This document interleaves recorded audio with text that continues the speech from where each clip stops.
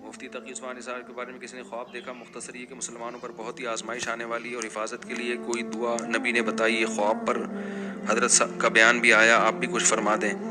نیز زلزلے اور قدرتی آفات اور عذاب میں موقع کے حساب سے کوئی خاص یا دعا یا قرآنی آیت وغیرہ ہے، جیسے سورہ زلزال وغیرہ پڑھنا؟ دیکھو، سب سے پہلے خدا کی نافرمانی چھوڑی جائے۔ زلزلے تو آتے رہیں گے، آتے ہیں، اور حدیث میں آتا ہے قرب قیامت میں قدرتی حادثات کی تعداد کم ہونے کے بجائے بڑھے گی۔ حدیث میں آتا ہے کہ جیسے جیسے قیامت قریب آئے گی نا، یہ قدرتی حادثے کم نہیں ہوں گے۔ سائنس تو ترقی کر رہی ہے، لیکن قدرتی حادثوں کا ریشو کم ہونے کے بجائے بڑھے گا۔ کچھ حادثے ایسے ہیں جو سائنسدان بتا ہی نہیں سکتے، تو روک کہاں سے سکتے ہیں؟ اچھا، یہ ہمارے یہاں فضول قسم کی بحثیں شروع ہو گئی ہیں، جب ترکی میں جو زلزلہ آیا ہے تو یہ اسرائیل نے کیا ہے یا امریکہ نے کیا ہے۔ کوئی اسرائیل امریکہ کے باپ کے پاس بھی اتنی پاور نہیں ہے کہ پورے ملک کو زلزلوں سے الٹ دے۔ یہ فضول قسم کی تحقیقات ہیں جس سے صرف پاکستانی لوگ متاثر ہوتے ہیں، کوئی پڑھا لکھا آدمی دنیا میں اس سے متاثر نہیں ہوتا۔ تو خدا کے لیے پہلے ہی ہم لوگ کا بہت مذاق اڑ رہا ہے، مزید اپنا مذاق دنیا میں دانشوروں کی نظر میں نہ اڑواؤ، سمجھتے ہو؟ ابھی ایسی رپورٹیں آ رہی ہیں کہ جی وہ جو پلیٹیں اس نے ہلائی ہیں اسرائیل نے اور پھر یوں کیا ہے۔ مجھ سے ایک صاحب نے کل کا، میں نے کہا ہاں وہ جو ہے نا، وہ لے کے گھسے تھے، یہ جو ہوتا ہے نا ہمارے یہاں جس سے گٹر صاف نہیں کرتے، ٹریکٹر۔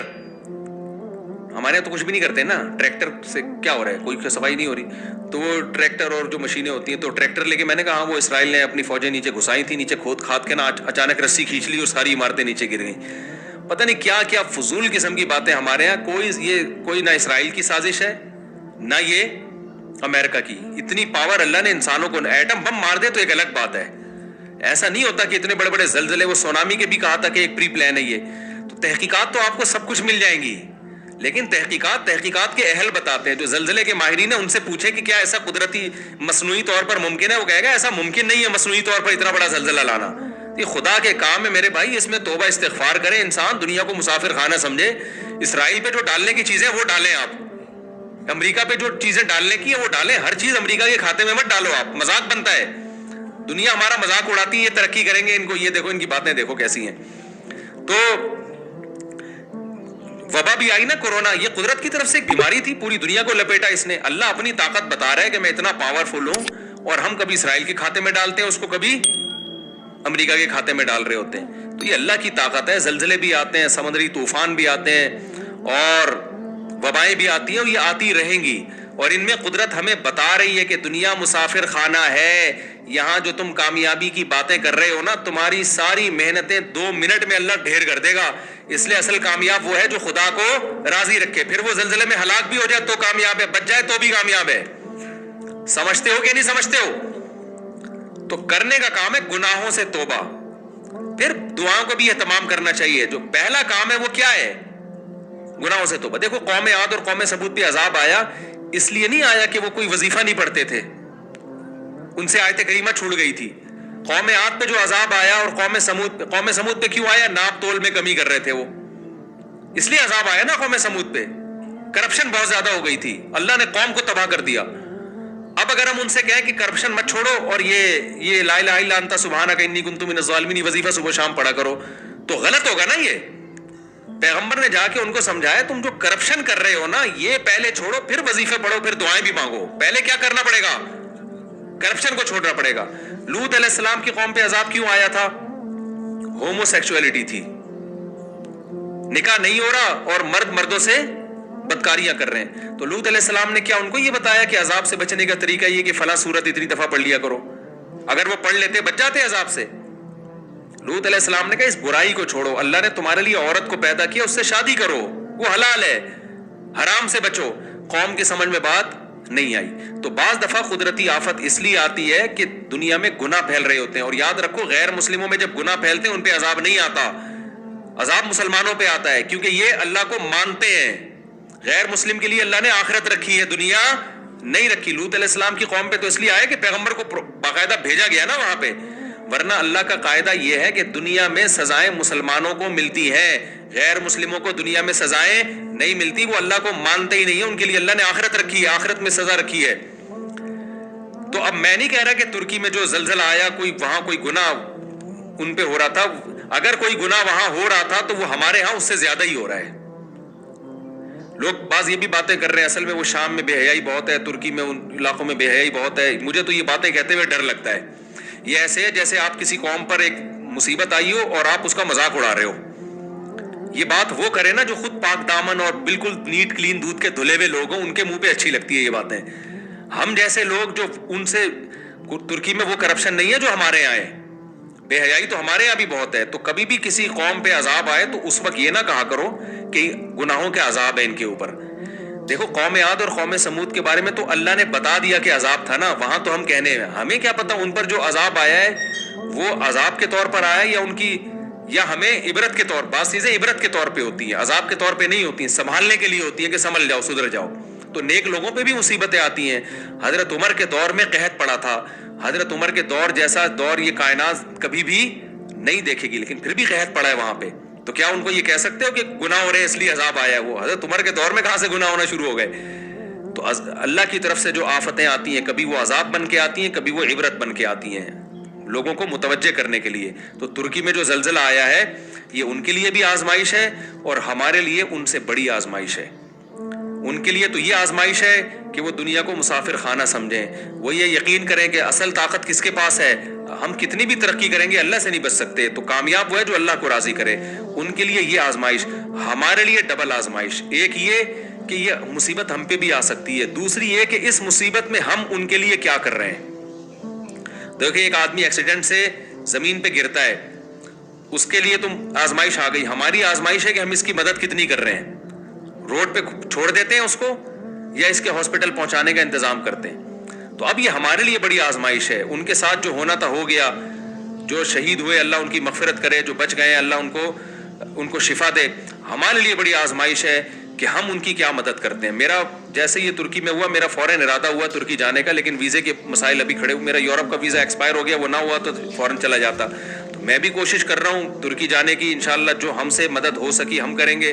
جو ہمارے جتنے بھی بڑے بڑے تاجر ہیں یہاں پہ, ان کی ذمہ داری ہے کہ اپنی تجوریوں کے منہ کھولیں وہ, اور ترک اور شام کے مسلمانوں کی وہ مدد کریں. سیلاب آیا, ان کے لیے کم آزمائش, ہمارے لیے بڑی آزمائش کہ ہم اس سیلاب میں اللہ ہم سے پوچھے گا کہ میری طرف سے تو قدرتی آفتیں آتی ہیں. دیکھو ایک بات سنا کے بس اپنی بات کو ختم کرتا ہوں.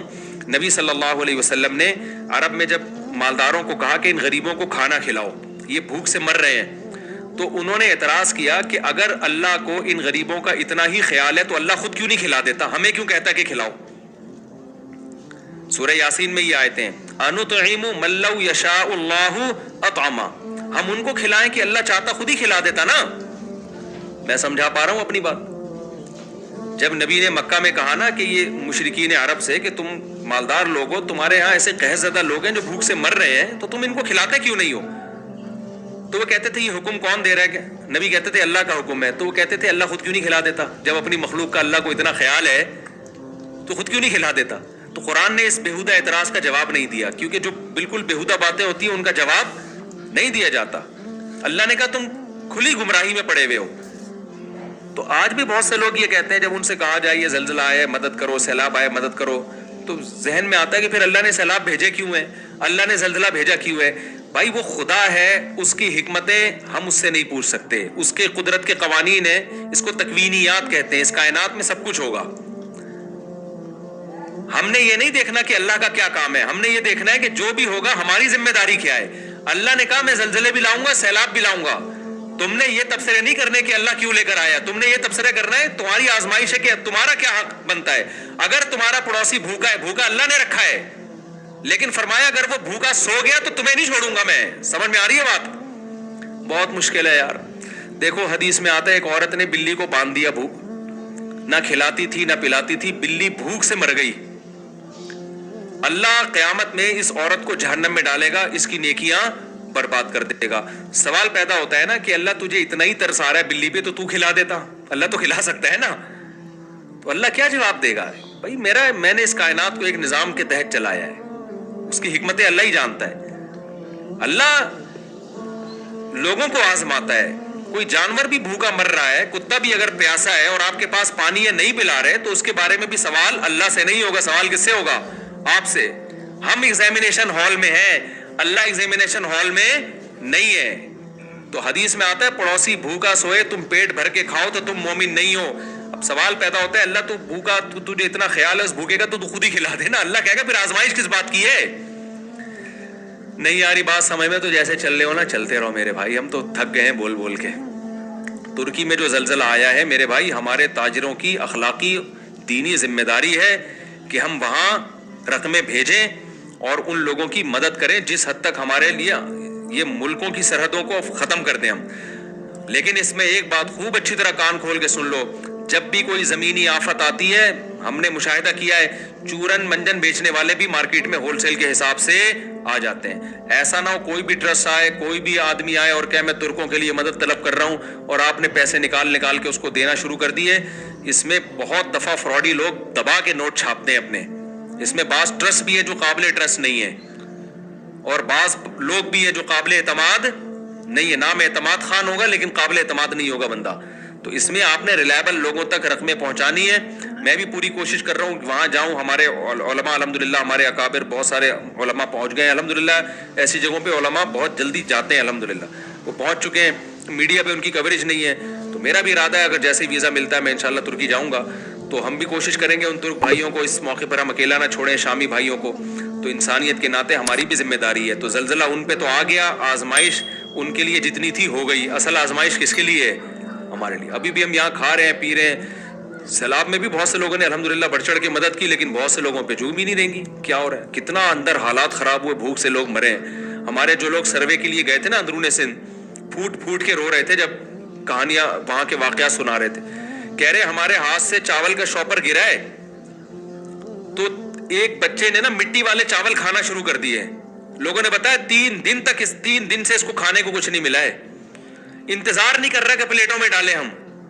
ایک عورت نے کہا, رو رہی تھی کہ خدا کی قسم ہم نے زندگی میں کسی کے سامنے ہاتھ نہیں پھیلایا, آج بھوک نے مجبور کر دیا ہمیں لائن میں لگنے. ایسے خاندانی لوگ جو کبھی لنگر کے لیے لائن میں نہیں لگے, وہ پھوٹ پھوٹ کے یہ واقعہ سنا رہے تھے کہ ہم نے وہ منظر دیکھے وہاں پہ.